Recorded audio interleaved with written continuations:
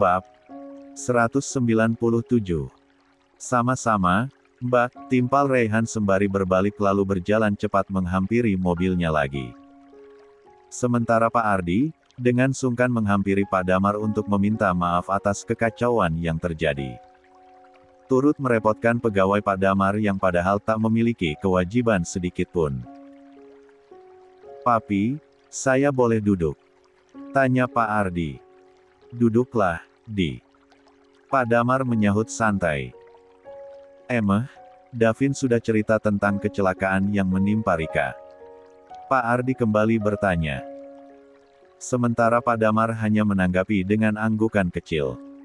126. Maaf untuk semua ini.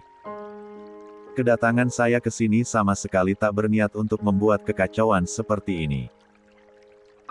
Saya benar-benar minta maaf. Ini di luar kendali saya, Pi, tutur Pak Ardi dengan rasa bersalah dan tak enak. "Papi tahu. Sudahlah, gak perlu dipikirkan. Toh Davin sudah menemukan solusi untuk hal ini. Papi justru senang karena Davin ternyata sudah semakin dewasa. Dia langsung mencari pemecahan masalah untuk apapun yang menimpa keluarganya. Dia sudah belajar menjadi pemimpin untuk keluarga ini," timpal Pak Damar. "Terima kasih banyak, Pi. Saya janji, hanya sebatas menolong Rika karena kondisinya kritis. Setelah membaik, saya gak akan menemuinya lagi. Toh saya juga akan kembali ke kampung," balas Pak Ardi merasa lega dengan respon mertuanya itu. "Papi yakin kamu banyak belajar dari pengalaman yang sudah kamu lewati. Dan Papi yakin, kamu lebih tahu apa yang terbaik untuk hidupmu dan masa depanmu kelak," timpal Pak Damar bijak. Pak Ardi mengangguk mengerti. Dalam hatinya ia bertekad untuk tak lagi membuat kecewa keluarganya. Di usianya yang sekarang, memiliki pasangan tidaklah terlalu penting. Yang penting hubungan dirinya dengan keluarganya adem ayem. Setelah berkutat dari pagi di kediaman Adiputra mengurusi ini itu, dan sempat keluar untuk beberapa urusan juga, sore ini Riki langsung pulang ke rumahnya. Di ambang pintu pagar, senyum Riki tersungging melihat Nuri yang sedang menemani Naufal bermain sepeda di halaman. "Assalamualaikum," kata Riki. Nuri langsung menoleh dengan mata berbinar. "Waalaikumsalam, Mas. Naufal lagi main sepeda ya? Udah lancar belum, Nak?" La mendekati Naufal dan mengusap pucuk kepala anak itu. "Lumayan kok, Mas. Sudah lebih seimbang dari kemarin-kemarin." Nuri mewakili menjawab. "Tapi tadi sempat jatuh sih. Lututnya sedikit luka, sudah aku kasih antiseptik. Soalnya gak diikutin, capek akunya lemes," lanjut Nuri yang hanya terduduk di teras. Riki menghela napas panjang lalu duduk di samping sang istri. Menselonjorkan kedua kakinya yang terasa lumayan pegal. "Nanti aku cari asisten rumah tangga, ya. Biar ada yang bantuin kamu juga nemenin Naufal," tukas Riki.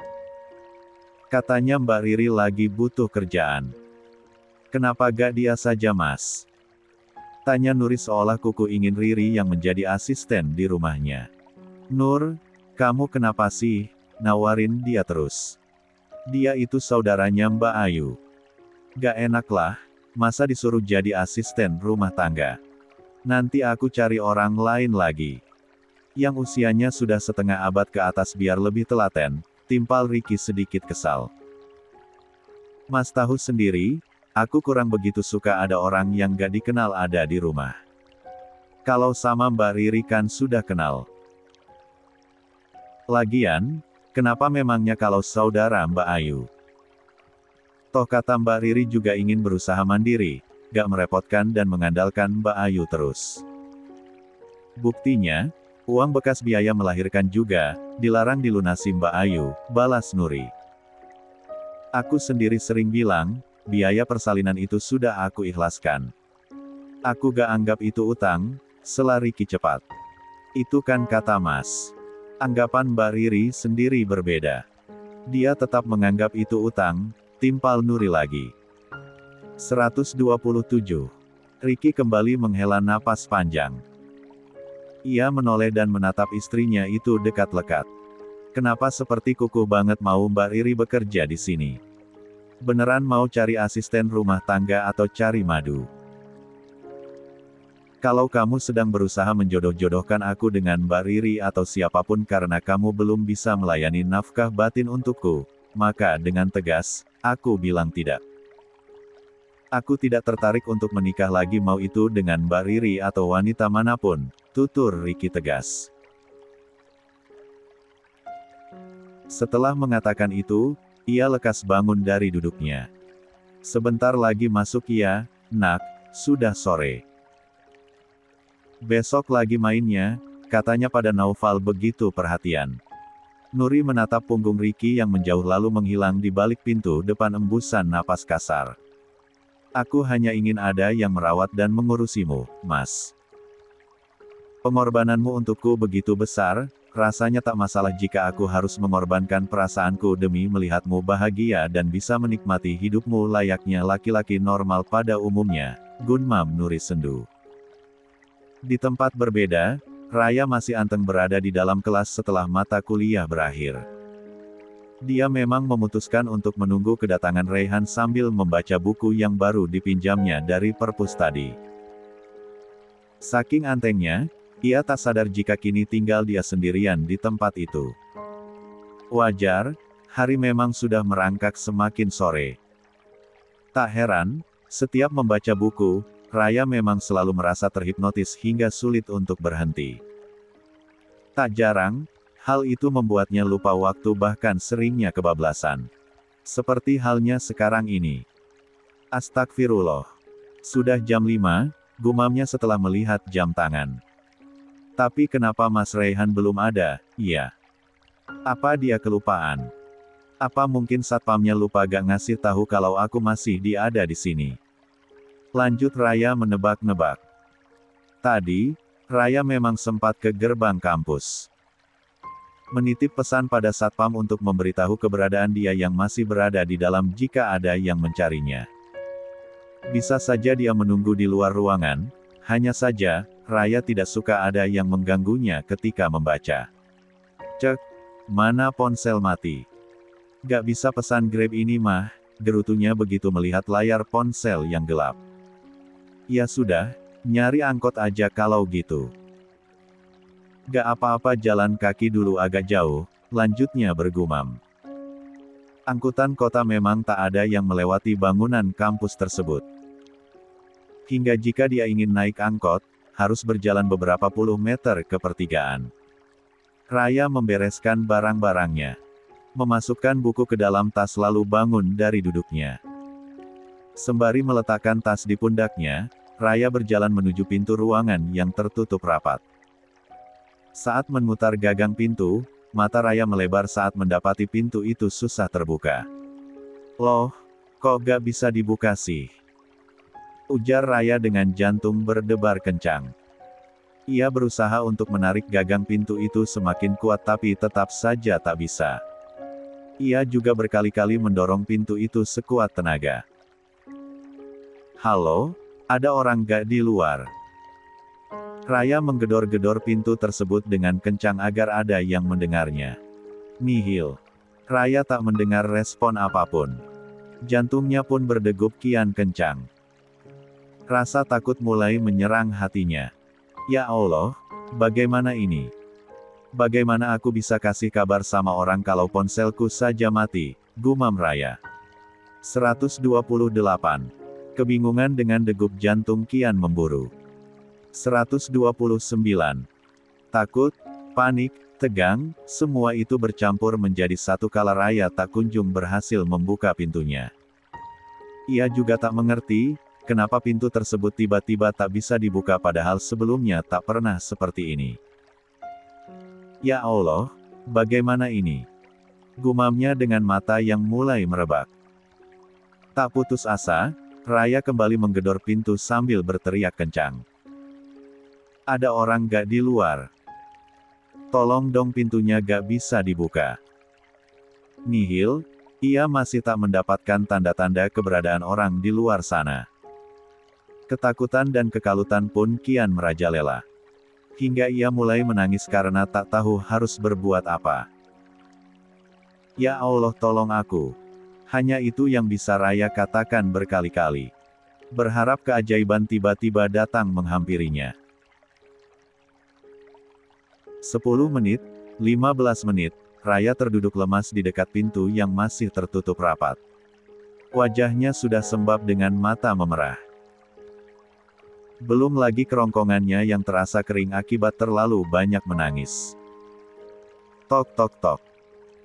Mata Raya berbinar kala mendengar pintu ruangannya diketuk. Mbak Raya di dalam. Mata Raya kian melebar kala mendengar suara yang begitu familiar di telinganya. Ia pun bergegas berdiri. Iya, aku di dalam. Aku terkunci sepertinya, jawabnya dengan suara serak. Terkunci. Kalau gitu tunggu sebentar ya. Saya minta tolong satpam dulu. Mbak Raya sabar, iya. Tenang, jangan takut. Timpal Raihan. Raya langsung mengucap syukur kala pertolongan itu datang di saat dirinya benar-benar membutuhkan. Lantunan hamdalah terus terucap lirih dari bibirnya. Setidaknya, kini ia sudah memiliki harapan untuk segera keluar dari ruangan itu. Benar saja, tak lebih dari 10 menit, pintu itu pun akhirnya terbuka lebar. Raya yang berada di dekat pintu pun langsung menghambur keluar dengan perasaan bahagia dan lega yang membuncah. Tanpa sadar, kedua tangan Raya hampir terbuka dan hampir menghambur ke dalam pelukan Raihan saking bahagianya. Beruntung ia buru-buru sadar hingga buru-buru menurunkan kembali kedua tangannya dengan perasaan campur aduk. Alhamdulillah. Akhirnya berhasil keluar juga, kata Raya penuh syukur. Makasih ya Mas Ray, makasih Pak Satpam, lanjut Raya menatap sepasang laki-laki berbeda usia jauh itu. Sama-sama, Mbak. Lain kali hati-hati. Kok bisa sampai terkunci di dalam? Timpal Pak Satpam keheranan. Saya juga gak ngerti kenapa, Pak, balas Raya apa adanya. 130. Gak apa-apa yang penting sekarang sudah keluar. Lebih baik cepetan pulang. Sudah sore banget ini, sahut Pak Satpam. Raya mengangguk. Ayo, Mas Ray. Pasti Mbak Ayu khawatir banget, ajaknya pada Raihan. Keduanya pun berjalan menuju mobil yang terparkir di parkiran kampus. Parkiran yang sudah hampir kosong dan tersisa beberapa saja. Tak heran, soalnya waktu memang sudah sore dan senja hampir menyapa. Sekali lagi makasih banget ya, Mas Ray. Beruntung Mas Ray datang di waktu yang tepat. Kalau enggak, aku gak tahu apa yang akan terjadi. Sepertinya harus terkunci di sana semalaman. Hih. Raya bergidik membayangkannya. Gak akan. Mbak Ayu gak akan tinggal diam kalau Mbak Raya gak pulang-pulang juga. Dia pasti nyuruh orang untuk mencari Mbak Raya ke setiap sudut kampus atau mungkin mendatangi satu persatu teman kuliah Mbak Raya, timpal Raihan begitu yakin. Iya sih. Tapi yang masih bikin aku heran, kok bisa itu pintu tiba-tiba terkunci? Apa mungkin ada yang sengaja ngunciin aku di dalam? Tebak Raya tak habis pikir. Kalau itu saya tidak tahu sama sekali. Mungkin Mbak Raya yang lebih tahu, balas Raihan hati-hati. Aku juga kurang yakin. Mau nuduh juga takutnya jadi fitnah, apalagi gak ada bukti, balas Raya tak ingin menuduh sembarangan. Oh, iya. Mbak Ayu juga tadi berkali-kali telepon ke nomor Mbak Raya katanya tapi gak aktif-aktif, kata Raihan. Baterai HP saya lowbat. Padahal udah niat mau dibenerin, tapi kelupaan terus, jawab Raya diakhiri embusan napas kasar. Tinggal dilembiru saja, Mbak. Lempar beli yang baru. Mbak Ayu juga pasti gak keberatan, ponsel doang mah gak seberapa, timpal Raihan sedikit berkelakar. Mas Ray bisa bercanda juga ternyata. Raya tersenyum renyah. Sebenarnya Mbak Ayu sudah nawarin, tapi akunya gak mau. Gak enak merepotkan dia terus, lanjut Raya apa adanya. Masya Allah, Mbak Raya keren. Gak memanfaatkan keadaan. Padahal kalau mau, Mbak Raya bisa minta apa saja termasuk mobil dengan alasan untuk kuliah, puji Raihan sungguh-sungguh. Keren itu yang bisa cari sendiri, usaha sendiri. Kalau cuma hasil minta, bukan keren. Malahan kalau bisa, aku juga inginnya apa-apa sendiri. Kuliah biayai sendiri, mau beli apa-apa pakai uang sendiri, timpal Raya. Gak coba cari kerja sampingan? Tanya Raihan. Sempat kepikiran. Tapi dilarang Mbak Ayu. Katanya takut gak fokus pada kuliah, jawab Raya. Memang benar sih. Kegiatan kuliah saja sudah padat dan bikin capek, apalagi kalau sambil bekerja sampingan. Takutnya yang ada, malah gak maksimal dua-duanya, balas Raihan. Kalau gitu, sekarang mending fokus kuliah. Raih prestasi yang baik biar Mbak Ayu bangga, lanjut Raihan memberi sedikit nasihat. Baik, Pak Guru, kelakar Raya sambil tersenyum hangat. Raihan menoleh lalu tersenyum kecil. Kok Pak Guru sih? 131. Terus apa dong? Pak Ustadz ya. Timpal Raya masih berkelakar. Senyum Raihan kian lebar. Terserah Mbak Raya aja kalau gitu. Disebut Pak Sopir juga boleh. Tanpa sadar, keduanya tergelak bersamaan hingga menimbulkan suasana yang kian hangat dan akrab. Oh, iya, Mas Ray.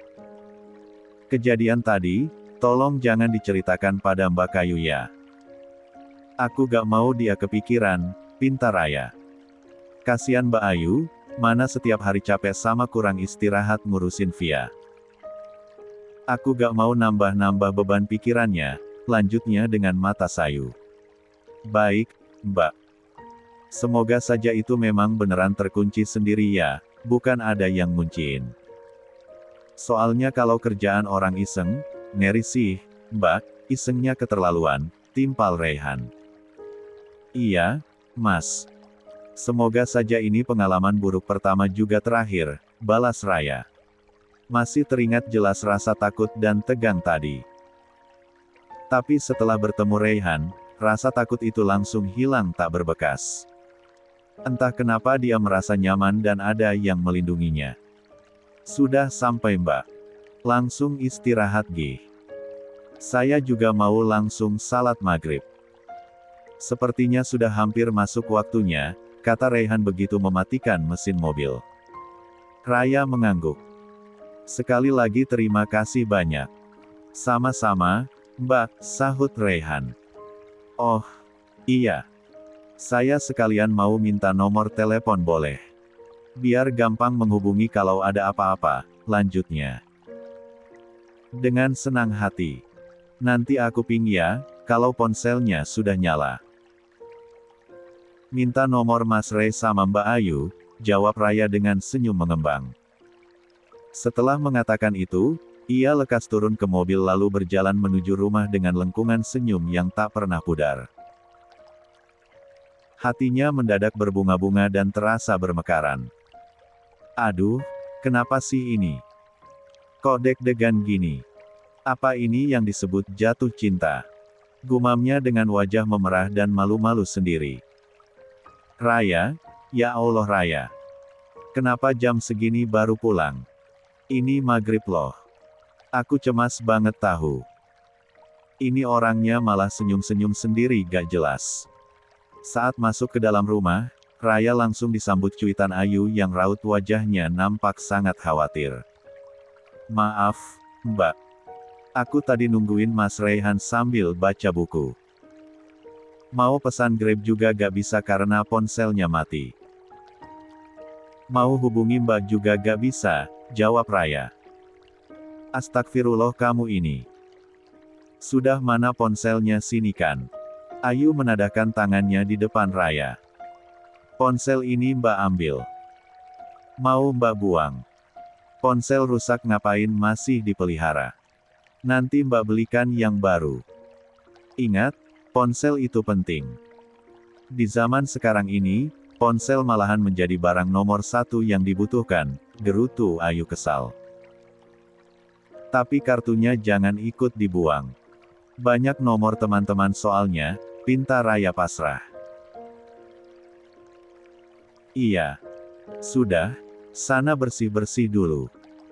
Abis itu istirahat. Timpal Ayu perhatian. Raya mengangguk cepat lalu melangkah lebar menuju kamarnya. Ia sudah tak sabar untuk merebahkan badannya yang seharian tadi dipadati aktivitas. 132. Pun dengan Ayu yang kembali masuk ke dalam kamarnya. Raya sudah pulang? Tanya Davin pada sang istri. Baru saja pulang, Mas, jawab Ayu seraya mendudukkan dirinya di sofa. Terus kenapa itu wajahnya masih ditekuk gitu? Davin kembali bertanya. Gak apa-apa. Hanya masih cemas saja. Ternyata gini ya rasanya mengkhawatirkan adik sendiri. Apalagi nanti anak sendiri, ungkap Ayu menjelaskan kekhawatiran dirinya. Wajar, namanya juga saudara, orang tua, terlebih seorang ibu. Yang terpenting, kita kelak harus mendidik anak-anak kita dengan baik. Biar mereka tumbuh dengan baik juga, timpal Davin. Ayu mengangguk sambil tersenyum kecil. Ini ponselnya Raya. Mati kehabisan baterai karena memang sudah drop. Kalau aku belikan yang baru, boleh gak Mas? Aku pakai uang jatahku kok. Iya. Dengan sungkan Ayu meminta izin. Meski uang itu adalah uangnya sendiri dari jatah setiap bulan yang diberikan Davin, tapi ia merasa tetap wajib meminta izin. Tak boleh sembarang menggunakan uang tersebut. Tentu saja boleh, sayang. Atau kalau mau pakai uangku juga boleh kok. Uangku kan uangmu juga, jawab Davin. Ayu lekas menggeleng tipis. Uangku masih ada kok, Mas.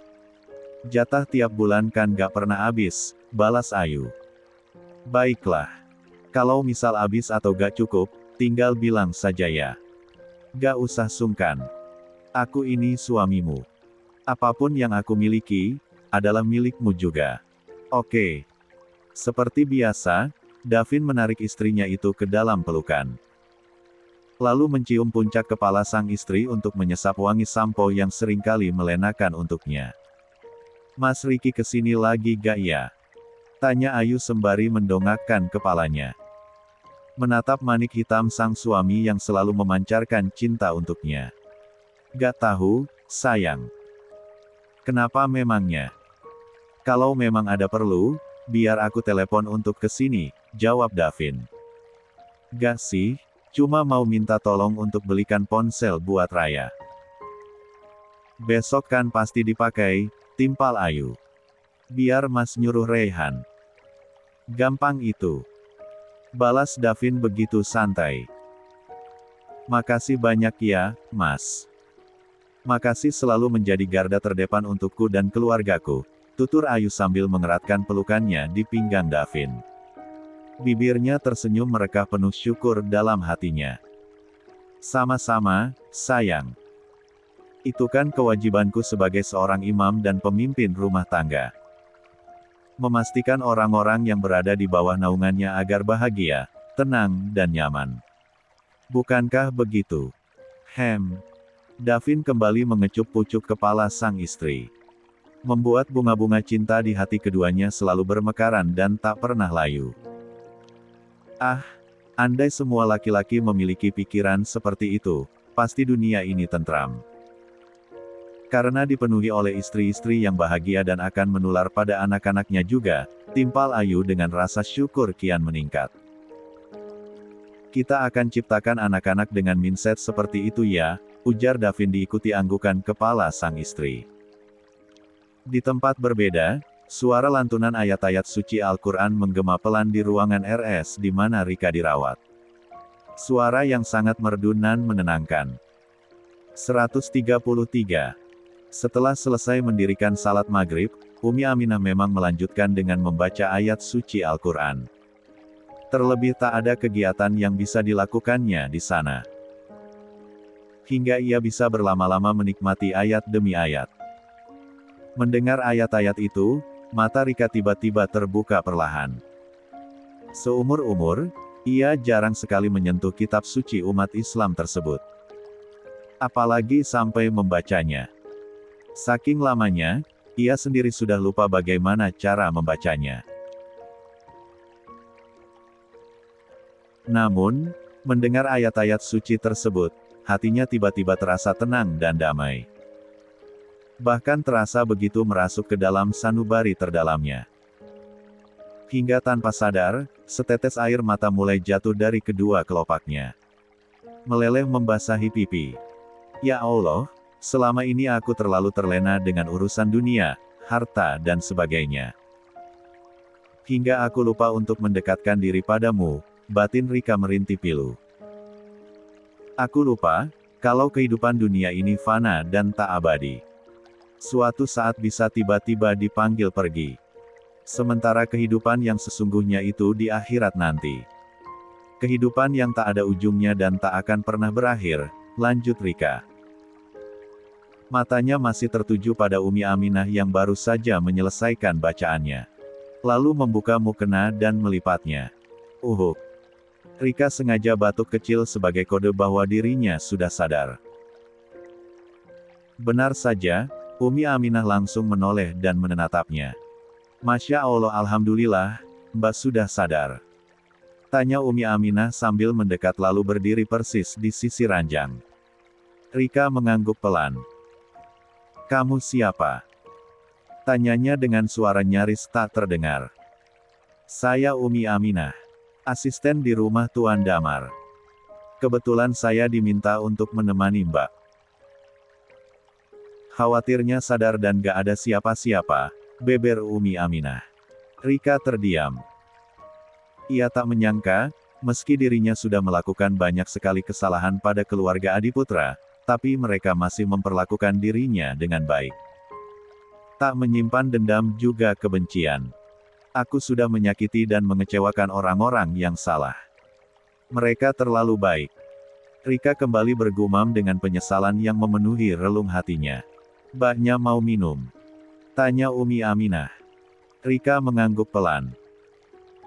Sementara Umi Aminah bergegas mengambil air mineral dan membantu Rika untuk menyedotnya.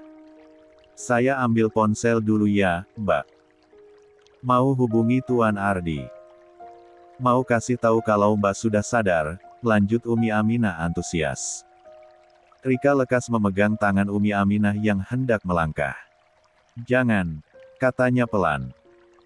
Ia sadar, ia terlalu banyak merepotkan mantan suaminya itu. Sudah banyak kekacauan yang terjadi akibat dari perbuatannya. Aku hanya titip permintaan maaf untuk Mas Ardi dan seluruh keluarganya. Terutama Papi Damar dan Davin. Aku takut tak memiliki kesempatan untuk itu. Katakan aku sangat menyesali semuanya, kata Rika masih dengan suara lemah. Jika mereka sudah memaafkan aku, setidaknya aku bisa pergi dengan tenang dan tanpa beban, lanjutnya nyaris serupa bisikan.